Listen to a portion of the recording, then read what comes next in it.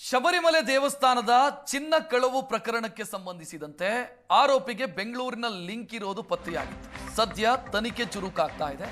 ಆರೋಪಿ ಪೊಟ್ಟಿ ಉನ್ನಿಕೃಷ್ಣನ್ ಮನೆಯ ಮೇಲೆ ಎಸ್ಐಟಿ ದಾಳಿ ಮಾಡಿದೆ. ಬೆಂಗಳೂರಲ್ಲಿ ಕೇರಳದ ಎಸ್ಐಟಿ ಪೊಲೀಸರು ಕಾರ್ಯಾಚರಣೆಯನ್ನು ಮಾಡಿದ್ದಾರೆ. ಶ್ರೀರಾಂಪುರದಲ್ಲಿದೆ ಉನ್ನಿಕೃಷ್ಣನ್ ವಾಸ ಇರುವಂತಹ ಫ್ಲಾಟ್. ಪೊಟ್ಟಿ ಉನ್ನಿಕೃಷ್ಣನ್ ಮನೆಯಲ್ಲಿ ಕೇರಳದ ಎಸ್ಐಟಿ ಶೋಧ ಕಾರ್ಯವನ್ನು ಮಾಡಿದೆ. ಚಿನ್ನ ಕಳವು ಆರೋಪದಲ್ಲಿ ಉನ್ನಿಕೃಷ್ಣನ್ ಬಂಧಿತನಾಗಿದ್ದಾನೆ. ಆತನ ಮನೆಯ ಮೇಲೆ ಎಸ್ಐಟಿ ಅಧಿಕಾರಿಗಳು ದಾಳಿ ಮಾಡಿದ್ದಾರೆ. ಚಿನ್ನ ಕಳವು ಆರೋಪದಲ್ಲಿ ಉನ್ನಿಕೃಷ್ಣನ್ ಅರೆಸ್ಟ್ ಆಗಿತ್ತು. ಸದ್ಯ ಬೆಂಗಳೂರಲ್ಲಿ ಎಸ್ಐಟಿ ಅಧಿಕಾರಿಗಳು, ಕೇರಳದ ಎಸ್ಐಟಿ ಅಧಿಕಾರಿಗಳು ಕಾರ್ಯಾಚರಣೆಯನ್ನು ಮಾಡಿದ್ದಾರೆ.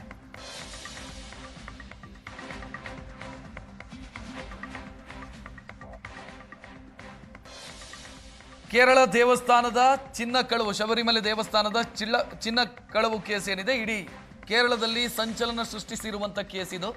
ಈ ಕೇಸಿಗೆ ಸಂಬಂಧಿಸಿದಂತೆ ಆರೋಪಿ ಬೆಂಗಳೂರಲ್ಲಿ ವಾಸ್ತವ್ಯ ಇದ್ದ.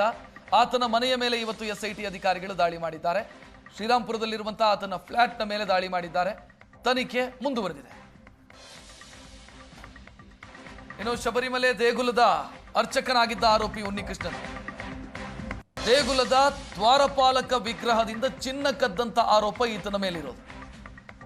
42.8 kg ವಿಗ್ರಹ, ಅದು ದ್ವಾರಪಾಲಕ ವಿಗ್ರಹ. ಅದರಲ್ಲಿ 4.54 kgಯ ಚಿನ್ನದಲ್ಲಿ ವ್ಯತ್ಯಾಸ ಕಂಡು ಬಂದಿತ್ತು. ದುರಸ್ತಿಯ ವೇಳೆ ಚಿನ್ನ ಕದ್ದ ಆರೋಪದಡಿಯಲ್ಲಿ ಉನ್ನಿಕೃಷ್ಣನ್ ಅರೆಸ್ಟ್ ಆಗಿತ್ತು. 2019ರಲ್ಲಿ 4.54 kg ಚಿನ್ನವನ್ನ ಉನ್ನಿಕೃಷ್ಣನ್ ಕದ್ದಂತ ಆರೋಪ. ಕೇರಳದ ಎಸ್ಐಟಿ ಪೊಲೀಸರು ದಾಳಿ ಮಾಡಿ ಶೋಧ ಕಾರ್ಯವನ್ನ ನಡೆಸಿದ್ದಾರೆ. ಸದ್ಯ ಈ ಕೇಸಿಗೆ ಸಂಬಂಧಿಸಿದಂತೆ ತನಿಖೆ ಚುರುಕಾಗಿದೆ. ಹೆಚ್ಚಿನ ಡೀಟೇಲ್ ನೀಡೋದಕ್ಕೆ ನಮ್ಮ ಪ್ರತಿನಿಧಿ ಮುತ್ತಪ್ಪ ಫೋನ್ ಸಂಪರ್ಕದಲ್ಲಿ. ಮುತ್ತಪ್ಪ, ಹೆಚ್ಚಿನ ಡೀಟೇಲ್ ಏನ್ ಕೊಡ್ತೀರಿ ಇದಕ್ಕೆ ಸಂಬಂಧಿಸಿ?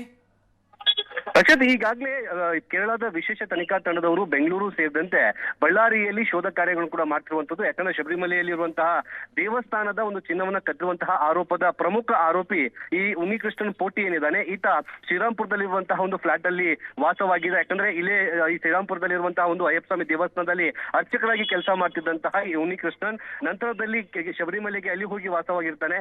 ಅದಾದ ನಂತರ ಅಲ್ಲಿಂದ ಈ ಒಂದು ಚಿನ್ನವನ್ನ ಕದ್ದು ಬೇರೆ ಬೇರೆ ರಾಜ್ಯದ ಬೇರೆ ಬೇರೆ ಭಾಗಗಳಲ್ಲಿ ಮಾರಾಟ ಮಾಡಿರುವಂತಹ ಒಂದು ಮಾಹಿತಿ ಕೂಡ ಸಿಗುತ್ತೆ. ಹೀಗಾಗಿ ಕೇರಳದ ಎಸ್ಐಟಿ ಅಧಿಕಾರಿಗಳು ನಿನ್ನೆ ಬಳ್ಳಾರಿಗೆ ಭೇಟಿ ಕೊಟ್ಟು ಅಲ್ಲಿ ಇರುವಂತಹ ಒಂದು ಚಿನ್ನದ ಅಂಗಡಿಯ ಒಂದು ಮಾಲೀಕನನ್ನ ವಿಚಾರಣೆಗೆ ಒಳಪಡಿಸಿ ಅಲ್ಲಿ ಕೂಡ ಸ್ವಲ್ಪ ಮಟ್ಟದ ಒಂದು ಚಿನ್ನವನ್ನ ರಿಕವರಿ ಮಾಡಿರುವಂತಹ ಮಾಹಿತಿ ಕೂಡ ಇದೆ. ಜೊತೆಗೆ ತಾನು ಎಲ್ಲಿ ವಾಸವಾಗಿದ್ದು ಆ ಒಂದು ಫ್ಲಾಟ್ಗೂ ಕೂಡ ಹೋಗಿ ಈಗ ಎಸ್ಐಟಿ ಅಧಿಕಾರಿಗಳು ಬೆಳಗ್ಗೆಂದೂ ಕೂಡ ಶೋಧ ಕಾರ್ಯಗಳನ್ನು ಮಾಡ್ತಿದ್ದಾರೆ, ಮಹಜರು ಮಾಡುವಂತಹ ಕೆಲಸ ಕೂಡ ಮಾಡ್ತಿದ್ದಾರೆ. ಯಾಕಂದ್ರೆ ಉನ್ನಿಕೃಷ್ಣನ್ ಸರಿಸುಮಾರು 4 kgಯಷ್ಟು ಚಿನ್ನವನ್ನ ಕದ್ದಿರುವಂತಹ ಮಾಹಿತಿ ಕೂಡ ಸಿಕ್ಕಿದೆ. 2019ರಲ್ಲಿ ಆ ಏನು ಶಬರಿಮಲೆ ದೇವಾಲಯದ ಗರ್ಭಗುಡಿಯ ಬಾಗಿಲು ಮತ್ತೆ ದ್ವಾರಪಾಲಕ ವಿಗ್ರಹವನ್ನ ಹೊಳಪು ಕಳೆದುಕೊಂಡಿತ್ತು. ಹೀಗಾಗಿ ಅದಕ್ಕೆ ಮರುಚಿನ್ನ ಲೇಪನ ಮಾಡುವಂತಹ ವಿಚಾರಕ್ಕೆ ಸಂಬಂಧಪಟ್ಟಂತೆ ಚೆನ್ನೈ ಸೇರಿದಂತೆ ಬೇರೆ ಭಾಗಕ್ಕೆ ತೆಗೆದುಕೊಂಡು ಹೋಗಿರ್ತಾನೆ.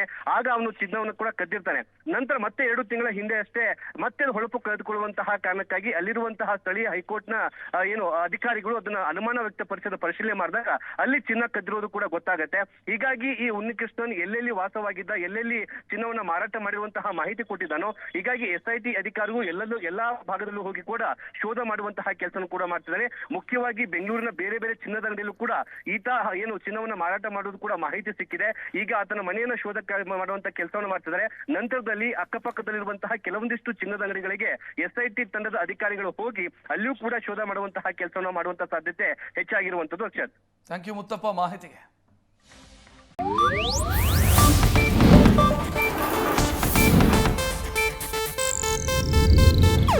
ಇದು ಏಷ್ಯಾನೆಟ್ ನ್ಯೂಸ್ ನೆಟ್ವರ್ಕ್ ಪ್ರಸ್ತುತಿ.